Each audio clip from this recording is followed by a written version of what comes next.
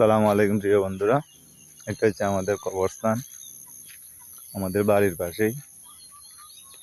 কত সুন্দর, বর্ষাকালেও খুব সুন্দর লাগে।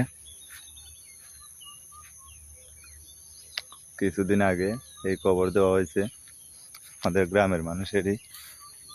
আমাদের গ্রামের মানুষ যেই মারা যায় এই কবরস্থানে কবর দেওয়া হয়, একদম বাড়ির পাশেই। এই সামনেই আমাদের গ্রাম, এই পাশে হচ্ছে আমাদের নদী।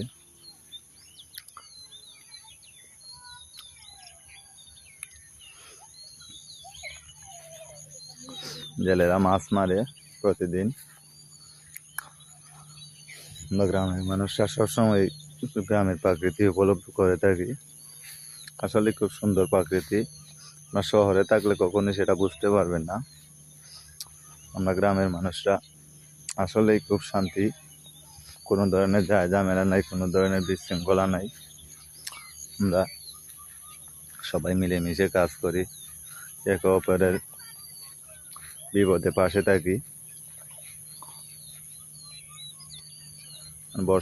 কাল আসে তখন সময় এই ধরনের সৌন্দর্য উপলব্ধ করি।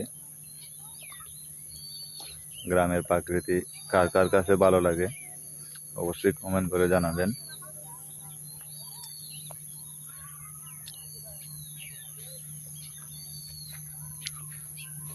গ্রামের সৌন্দর্যের আসলেই শেষ নাই। আপনাদের যতই দেখাইতে থাকবো ততই সৌন্দর্য দেখতে থাকবেন। আসলে গ্রামের সৌন্দর্য খুব সুন্দর।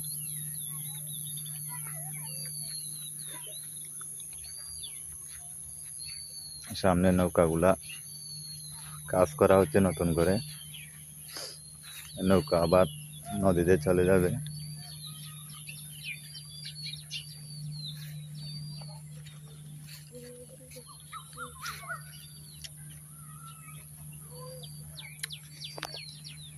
নদীর ওপারে মানুষে কাজ করতেছে। আসলে আবার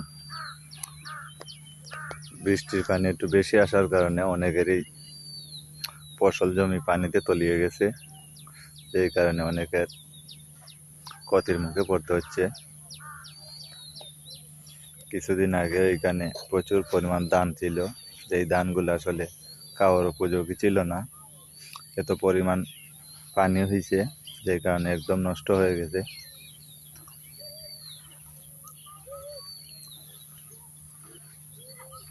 সৌন্দর্যের কোনো শেষ নাই আমাদের গ্রামে। আসলে আমরা গ্রামের মানুষরা অনেক শান্তি আছি, আল্লাহ তাআলার কাছে অনেক অনেক শুকরিয়া।